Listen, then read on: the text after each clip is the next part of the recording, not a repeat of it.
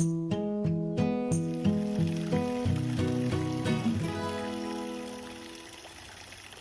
friends, it's Laura from The Grateful Catholic, and thanks so much for joining me here today. I was so excited to see I have a few subscribers, and a couple of you commented it, and it just really gave me hope that I should continue posting content. So I know I took a little bit of break, and I wanted to continue on today, and today I want to talk about shrines, because shrines have been an important part of my conversion story, and I think that they are very powerful and can really help bolster a person's faith. So I wanted to share a little bit today my experience visiting a few shrines. I have visited 3 shrines this year, and I actually had kind of a negative experience at one of them, but I think it's still something that helped my faith. So I'm going to share that as well. Okay, so my son and I took a trip to Gettysburg, Pennsylvania, and we spent a couple of days touring around during the battlefields and the museums, and we did some ghost tours. We had a great time and everything. My son was a little impatient with some of the history content and with some of the museums. He is 12 years old and doesn't really like history. He's more into things being a bit more action-packed, you know? And that's kind of an important data point, because on the way home, I saw this shrine, sign for a shrine. And I was like, let's stop there, you know? At this point, I'm not Catholic. I had some calls into Christianity, but hadn't really made any decisions about anything. Was still kind of in a new age, and I'd never been to a shrine before. So go through this little town. We stop at this shrine, and the shrine is to St. Catherine Seton, who is the first American saint. And one of the things I kind of immediately noticed, even just after a few minutes, was that I didn't feel rushed by my son, which was very much in contrast to my experience at the other museums in Gettysburg. And that was a big deal, you know. It's a big deal to be able to, as a mom, engage in an environment and be able to take your time and, take in everything that you want to at the pace that you want to. When you have a young child with you, my son was as content and happy to explore the shrine as I was, and that was remarkable for us. Now, the story, St. Catherine Seton's story, really resonated with me, because she was a late convert to Catholicism. She came from the Episcopal Church. She was a single mother and a widow, and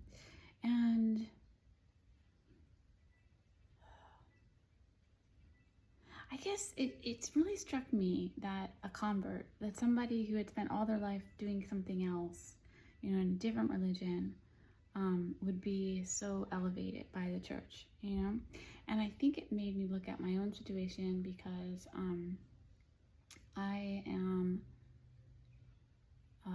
divorced. My marriage is not annulled, so I actually still have hope for it. But I'm not with my husband right now. But it just gave me this hope that, as a single mom, not in Catholicism, that I could have a place in this church, because I didn't think I really had a place. And no, she's not divorced, she's widowed. I understand it's very different, but to me, even that, like this this single woman with a family, all on her own, made these like challenging choices to give up the support of friends and family to do something that she believed was right, what she did for God. Now the exhibit also had another kind of area that was about who can be a saint. Can you be a saint?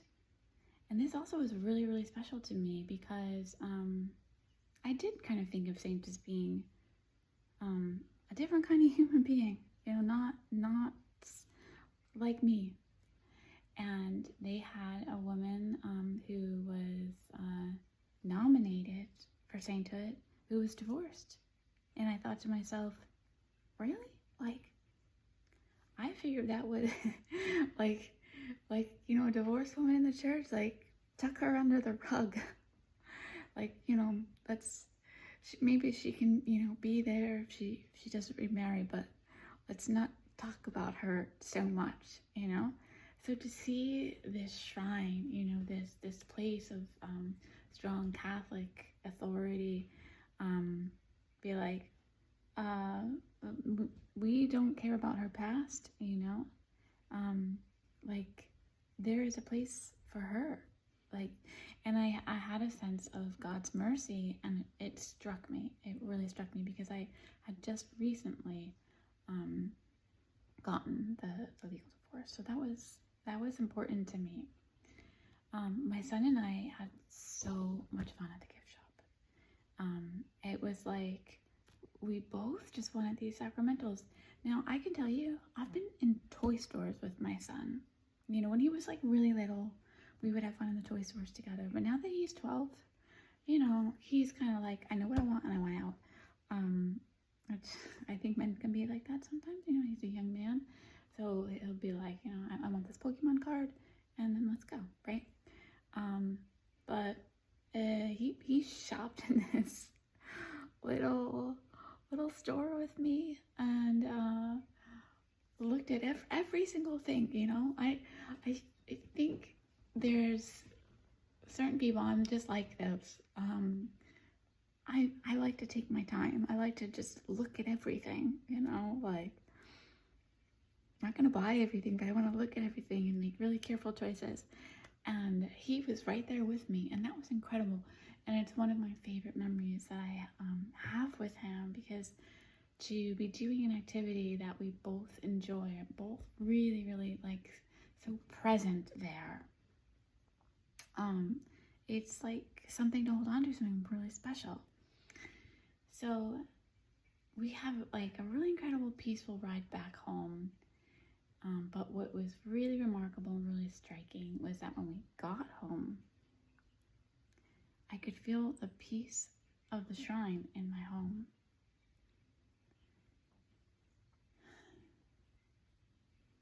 I knew something special was happening at the shrine between my son and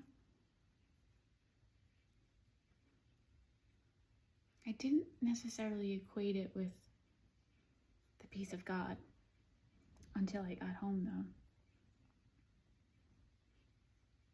I think maybe it was we were so engaged at the shrine, so excited, so mentally like active there, looking at the exhibits, looking at the different sacramentals on sale. And then, it's like you come home and your mind is not as busy. And it was like I became aware of the peace that we were surrounded in. And like I said, I had been in the New Age for many years, so I've done like lots of different types of meditative practices, and I have felt peace, But this was different. It wasn't a peace that came from inside of me. It was a peace that came from without, divine peace. And it was a peace that I was held in. It wasn't a peace I was generating. It was a peace I could feel around me, that I could rest in. And knowing St. Catherine's story, seeing how women in my stage and state of life were being welcomed into the church, and feeling that peace, you know. I didn't convert like right then on the spot or anything, but I think it planted a deep seed for me. I don't think it was until like maybe a year later that I, you know, eventually fully converted, but it's something that really struck me. So my next experience at a shrine, like I said, was a little less positive. I went to go visit the shrine of Our Lady of Czestochowa in Pennsylvania, and Our Lady of Czestochowa is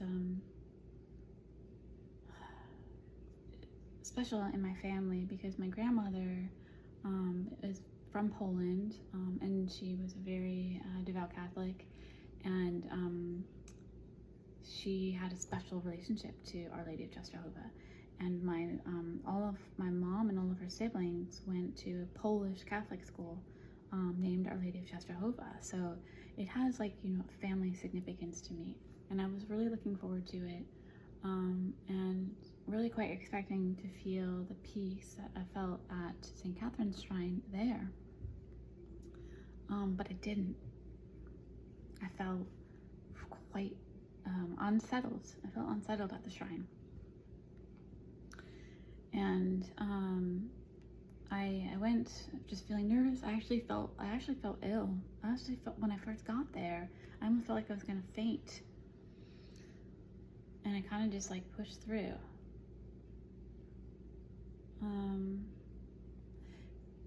Actually, I'm not quite sure that's true. That might have happened at another shrine. But all right, in any case, was not feeling that well, and I can't remember if I felt faint or not. Anyway, I went to Mass. I had daily Mass there at the shrine, and I didn't feel what I normally feel at Mass, which is like I'm in a safe place. And I began to recognize, actually during the communion service, why I didn't feel safe. So typically, I think Catholics are quite reverent during the communion service in particular, very orderly. But there was a group of people there who were not being reverent and not being orderly during the communion service. And rather than line up, they rushed the altar. And it created this like sense of like, what's just something that was really off-putting, you know. And I remember saying to myself, like, well, I'm about to receive, like, I can't let that affect me. I can't get into their state of mind. I have to maintain my own peace. And I went up to receive the host, and the young priest there,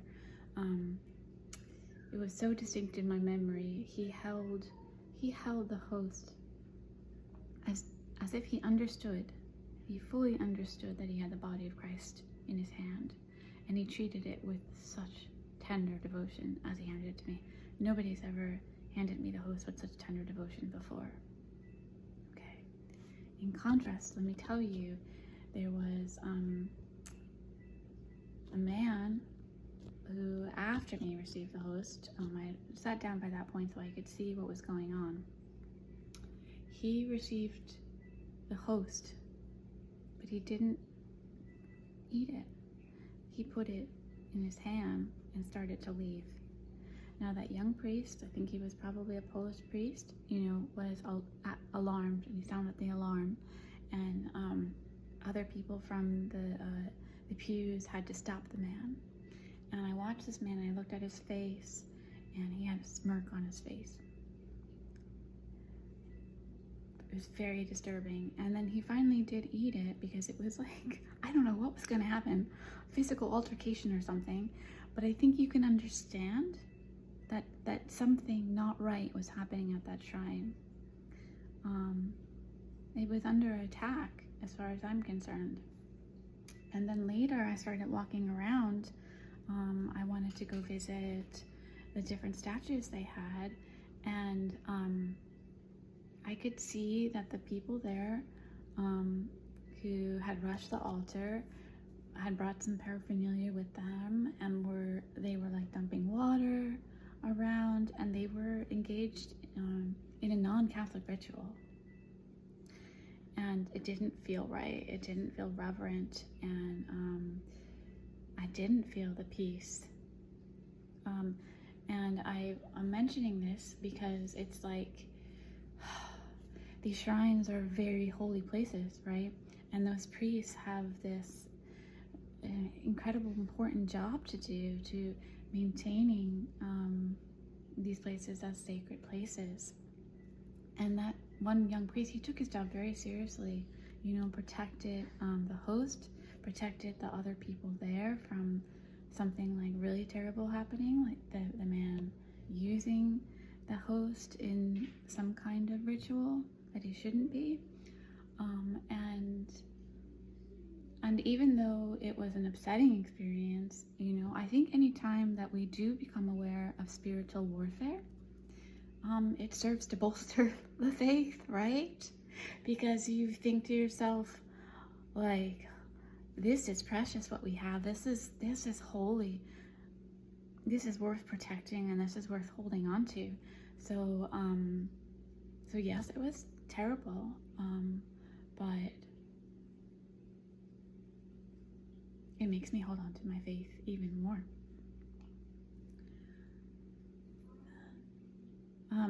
The last place I visited was Mount St. Mary's, shrine to Our Lady of Lourdes. And just a few months ago, I had put a photo. It's actually the first photo that you see in the video. It's not the exact photo, because I think the photo I put up on my phone was copyrighted, so I took my own photo. It's not as good. But I had this beautiful professional photo of Jesus' crucifixion at this beautiful location, and it's with Mary Magdalene and the Virgin Mary, and I believe St. John. And even looking at this photo brought me such peace. I could feel the peace emanating from the place through the photo that I looked at. And when I arrived at the shrine to Our Lady of Lourdes, this is I think near Emmitsburg, Maryland as well. It's not the shrine in Lourdes, France. When I arrived there, that statue was there. That statue is not in France. It's only there. I think it's Maryland. It's not there in France, it's there in Maryland. So, I mean, it was like my soul was called there, and it was such an incredible, beautiful place, so peaceful. And I have, had such wonderful experiences, both, I guess, positive and negative, but I believe that visiting these shrines are a great addition to the Catholic faith, especially if you just need to take some time away to sit with God and get closer to God, feel His peace, without all of the distractions of the world, all the busyness of the world. You may be able to take that peace with you. So, any case, I don't know if you can hear my son playing video games in the background. It's not very peaceful. But I wanted to share that. I wanted to share my love of visiting shrines and how it has bolstered my faith, and how I recommend going to these places to get the experience of, feeling what it's like to be in a place where the whole purpose of the place is for God, I mean, churches are like that, yes, but it's, the entire environment is set up just for sacred devotion. And I do think that they're meaningful. So that's all I wanted to say, and I appreciate you listening. And if you want to hear more of this content and encourage me a bit, I would appreciate a subscribe or a like. Thank you so much.